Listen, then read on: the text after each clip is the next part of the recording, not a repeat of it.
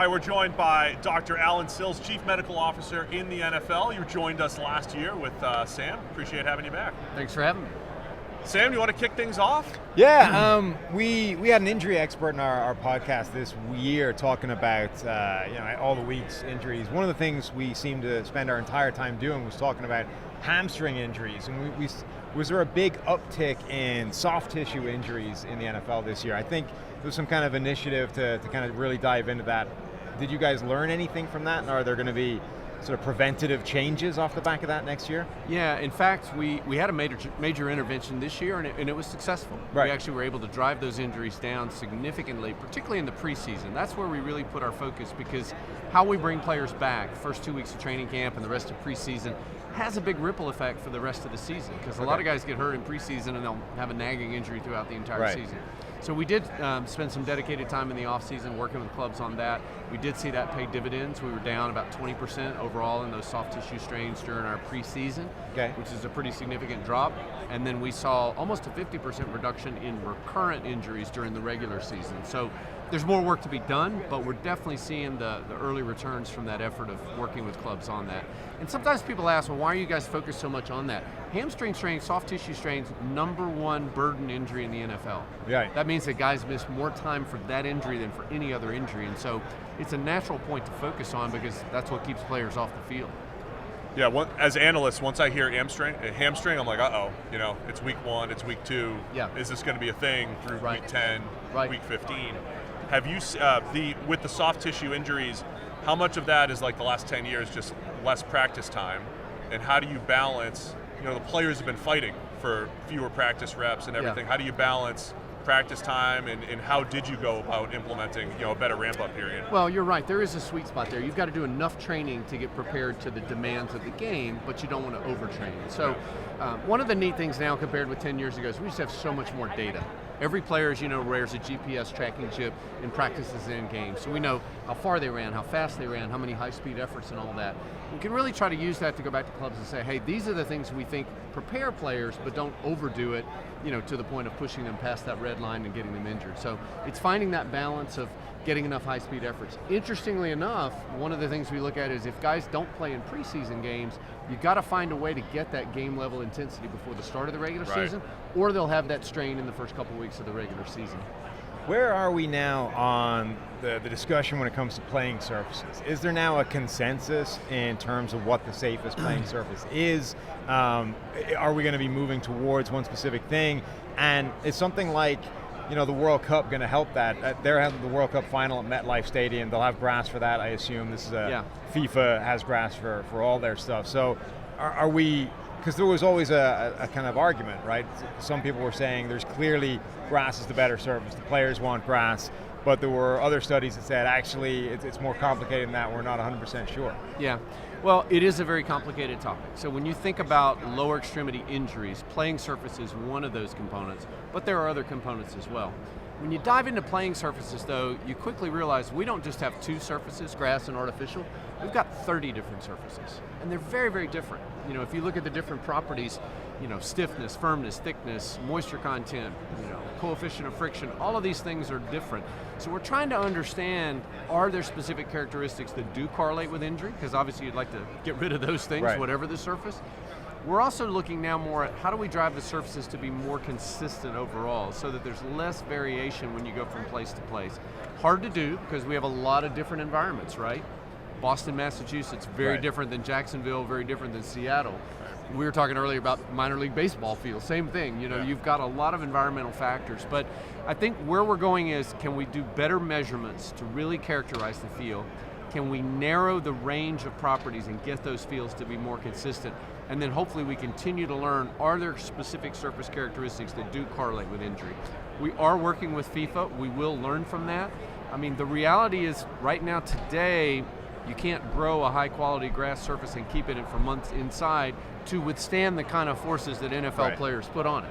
That's an important point because they're And very different than soccer from players. FIFA, yeah. But we're working with them to learn about that effort and how that might be evolved because we'd love to get to the ability to have those surfaces, as I said, that are uniform across the league. How much of the surface question is actually what's under the surface? Because if you go back and watch like old tape, it's like the AstroTurf back when it was like a carpet laid on top of concrete. Yeah, that's right. Now, there's presumably varying levels of padding and whatever else goes under the surface in each individual stadium. It's absolutely correct. It's a great observation. There are clearly differences in construction underneath. And again, whether you're talking artificial or grass. Right. And there's also a third category, it's called a hybrid surface, which is mostly grass, but with some fibers of artificial woven within it. So all of that has to be considered, and you're exactly right. What's underneath it, the drainage, the heating, all of that plays a role. So we're working not only with FIFA, but leagues all around the world. When we do our international games, we go and meet with those international soccer leagues and others, and we're trying to understand what are they doing, how do they regulate it, how do they measure it, and how might that translate to the NFL. So there's going to be a lot more we're going to know about this in a year or two than we do today. Right.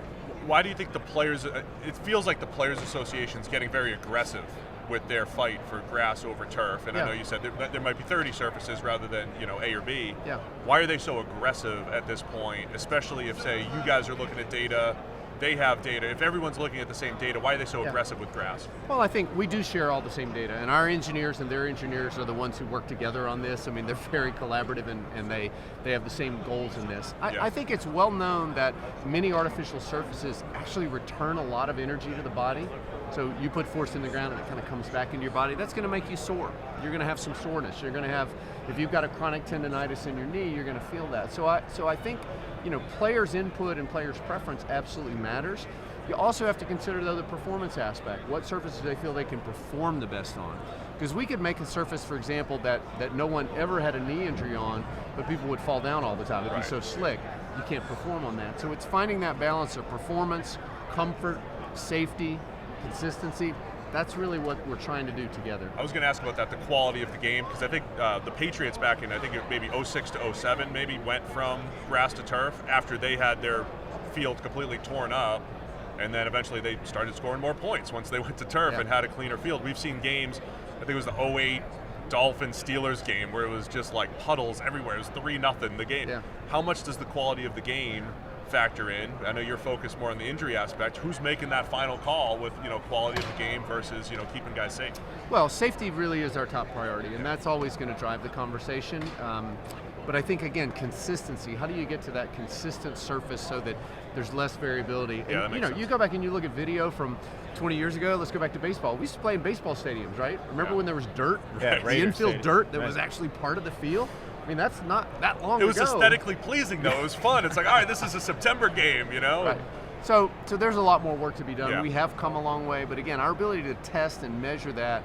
And by the way, fields actually vary depending on where you are on the field too. Imagine between the hash marks, very different than the end zones from the side. So again, the goal is how do you make that homogeneous field that is safe and plays well all throughout? And we're just developing better tools and a better understanding of that. But we have the same exact goal of the Players Association. We want the best field that's safe, that you can perform on, and that you can maintain over time throughout the course of our season, which again goes from very, very hot weather to some very, very frigid weather. Very true. Late part of the season. Are there times when safety is a top priority? Are there times where something else will stop something happening that would be a safety improvement? So the Guardian caps, those kind of oversized rugby scrum cap things, those are now mandatory, right, in practices, contact practices, preseason, training camp, all that kind of thing. So presumably they make a tangible, provable difference to concussions, those kinds of things. What's stopping them being mandatory for every game? Why are they not? Why do we take them off once the game starts? Well, the reason we started with practices is that's where we had the data. Okay. So Guardian caps have been used at the collegiate level for probably a decade or more, and you've got over 100 NCAA schools that use them. And we had lots and lots of data to say, hey, in a practice environment, they're safe. So if you think about any new innovation, yes, you want to make sure that it's doing what you expect it to do, but you don't have an unintended consequence as well. Sure. So it was important for us to do it incrementally, to look at, hey, what is this going to do? Are there any potential downsides? When you talk about gameplay, we did not have any of that data, right? It hasn't been worn at games at other levels until recently. This fall, you saw a couple of high schools do it in Minnesota.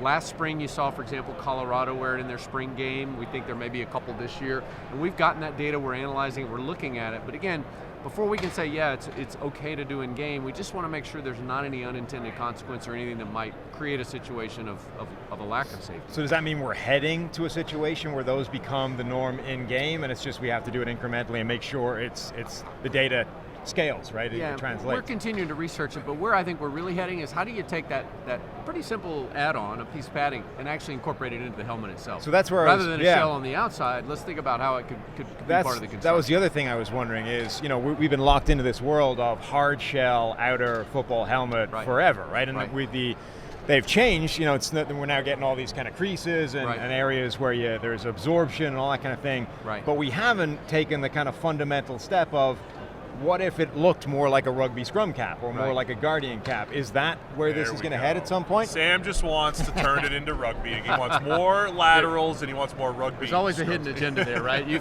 found it. No, listen, I think we've seen tremendous innovation in the helmet space in the last 10 years, full stop. But I think the next 5 years are going to be even more. We're looking at things like position-specific helmets.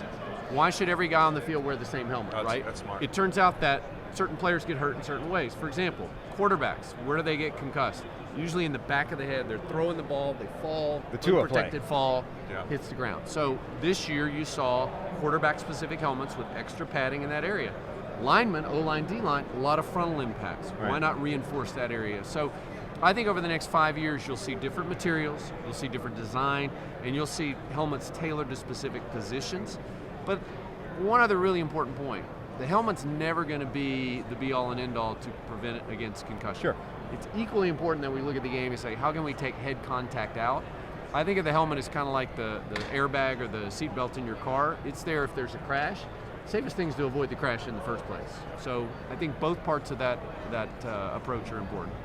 Roughly, would you say more concussions in the run game or the pass game? Do you have a feel for that? Yeah, right now it's the passing game. Yeah. So, the statistically most numerous positions affected are wide receivers and defensive secondary, safeties, DBs, who are typically colliding in space and either going up for a ball, falling to the ground, or colliding with each other. So you got that, the push and pull I think I've seen in the last 15 years is the NFL's made more rules to, lead to more passing, right? The rules are favoring the passing game, so how do you balance the rules to make the game more exciting? Pass game leads to more points versus the safety of players. One of the things that the commissioner always says is he believes the game can be safer and more exciting. Yeah. Those are not mutually exclusive. And I think that's our challenge. How do we keep the game exciting, preserve all the things that fans love to watch, but try to make incremental safety improvements? And that's what we spend our time and energy thinking about throughout the year and in the off season. And when you're talking about, we want to try and take the head out of the game, and this is the same conversation that basically every sport is having, right? Yeah. Rugby, same thing. How do we get these head collisions out of it?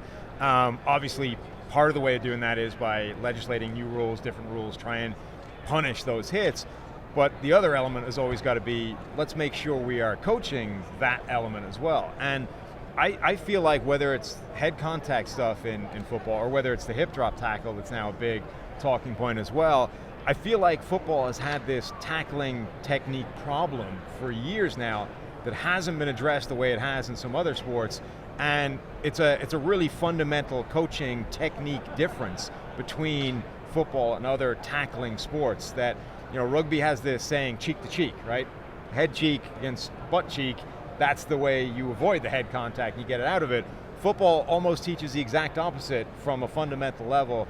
You put your head on the other side, you get more mass in front of them, you stop the forward progress. So how do you guys work with, instead of saying, let's just change every rule and make all of these plays illegal, we've also got to try and, because the pushback is, well, how am I supposed to tackle him then? Well, there is a way, we're just not teaching you that yet.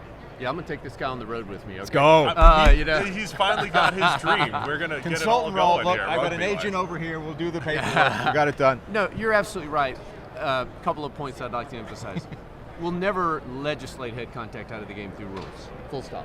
It is about technique. And you can tackle or block or execute any move using your head or not using your head. And we see that. We see that in the data. We see now that we can track head contact.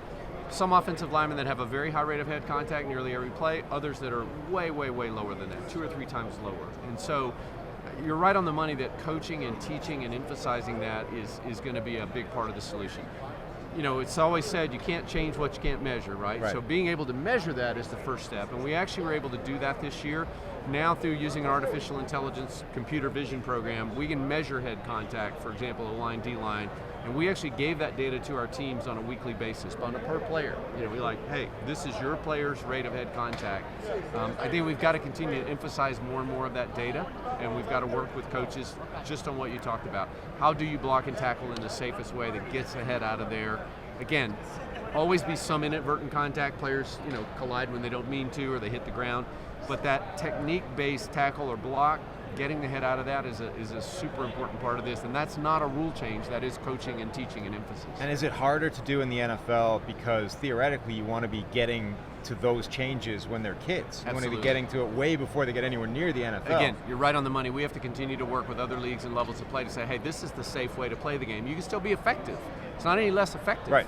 But it's a safer way to do it, and it's going to extend your career and actually make you equally successful but healthier throughout, because you're not going to have the risk of injury. Right. Sam, you're going to teach our youth how I'm to here. tackle? I'm here. Look, I said Sills the agent. We'll talk to him. We'll work the numbers out, but I'm available. I'm available and willing to help. Can we wrap it up with this real quick? Hip drop tackle is a big talking point this offseason. Any changes coming with that? It's an active conversation. Listen, this isn't just a unilateral decision for me or the league. Obviously, our competition committee and our coaches, players, everybody's going to have input into that. But, when we started looking at specifically high ankle sprains and fractures of the lower leg, that particular style of tackle really jumps out because it has an astronomically higher injury rate.